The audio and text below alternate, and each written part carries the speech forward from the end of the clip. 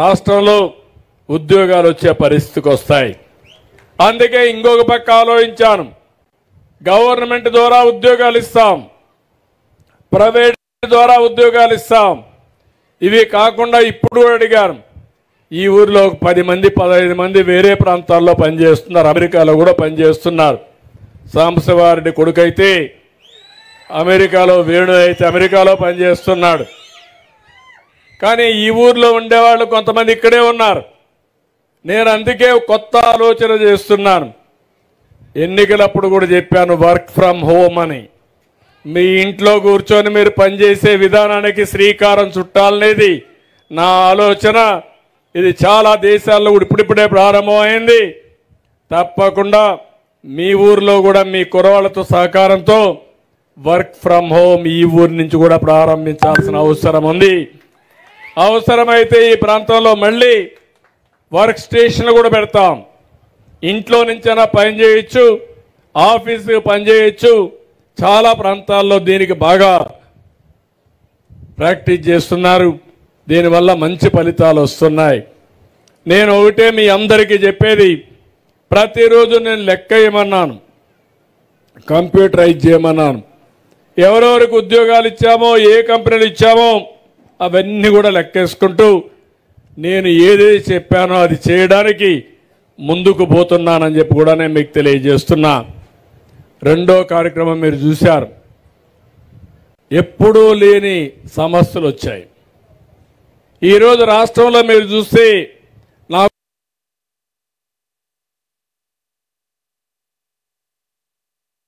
నాకు వచ్చే అర్జీల్లో 50% అర్జీలు భూ సమస్య వేరే వాళ్ళ పేరుతో రాసేసుకున్నారు. 22A అనే పేరు మార్చి ఇది ప్రభుత్వ భూమిని ఎక్కడికక్కడ సెటిల్ చేసుకుంటూ పెద్ద ఎత్తున భూ సమస్యలకు తెరదీశారు. ఇంకో పక్క ఒక చట్టం మీరు చూశారు, ల్యాండ్ టైటిలింగ్ యాక్ట్ అని. నేను అప్పుడు ఎన్నికల్లో చెప్పాను, ఇదే కర్నూలులో నేను ఇక్కడ కాల్చాను, ఇక్కడే కాల్చాను ఆ కాపీని కూడా. అందుకే వచ్చిన మొట్టమొదటిసారి సంతకం పెట్టి కేబినెట్లో ఆమోదించి అసెంబ్లీలో కూడా చట్టం చేసిన పార్టీ తెలుగుదేశం ప్రభుత్వం అని చెప్పి కూడా నేను మీకు తెలియజేస్తున్నా. అయితే వీళ్ళు చేసిన తప్పులు వెంటాడుతున్నాయి. కొన్ని వేల మంది, లక్షల మంది మీ భూమి వేరే వాళ్ళ పేరుతో రాయిచ్చేశారు. ఇంకో పక్క సర్వే అనే పేరు పెట్టి ఆ సర్వేలో మీరు ఒకసారి చూస్తే ఎక్కడికక్కడ బౌండరీస్ మార్చేసే పరిస్థితికి వచ్చారు, సరిహద్దులు మార్చేసే పరిస్థితికి వచ్చారు. అవన్నీ కూడా సెటిల్ చేస్తున్నాం.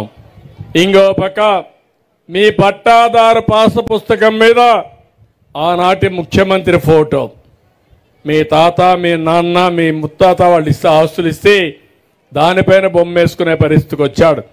ఇప్పుడు నేను మారిస్తే నేను కూడా నా బొమ్మ వేసుకోవచ్చు. నా బొమ్మ వేసుకోవడం లేదు. రాజముద్రతో మళ్ళీ పట్టాదారు పాసు పుస్తకాలు మీకు ఇచ్చే బాధ్యత మాది. 1 పైసా ఖర్చు ఉండదు. దీనికి కూడా శ్రీకారం చుట్టాం.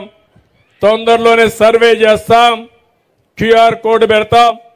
ఫోన్లో ఆ క్యూఆర్ కోడ్ చూపిస్తే మీ భూమి ఉందో ఎక్కడుందో అక్కడికి నేరుగా వెళ్ళిపోయేట్టుగా జీపీఎస్ కూడా పెట్టి, జీఏఎస్ పెట్టి మీకు పట్టాదారు పాసు పుస్తకాలు ఇచ్చే బాధ్యత మాదని మీ అందరికీ హామీ ఇస్తున్నా. ఇప్పుడే చెప్పా, పింఛన్లు ఇచ్చాం. అన్నా క్యాంటీన్, దుర్మార్గుడు అన్నా క్యాంటీన్ కూడా క్యాన్సిల్ చేశాడు. ఇప్పటికే 175 పెట్టాం.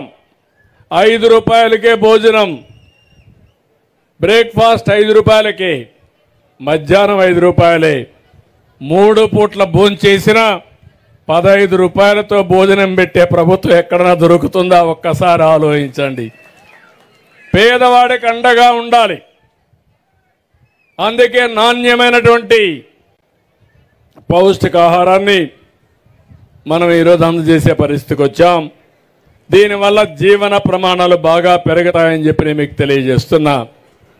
ఈరోజు ఈ గ్రామానికి వచ్చాను. వచ్చినప్పుడు మా వాళ్ళని అడిగాను, చాలా ఎక్సర్సైజ్ చేశారు కానీ ఇంకా స్కిల్స్ గురించి సెన్సస్ చేయలేకపోయారు. ఈ ఊర్లో ఉండే వాళ్ళందరి నైపుణ్యం తీసుకొని అవసరమైతే మీ స్కిల్ డెవలప్మెంట్ చేసి నైపుణ్యం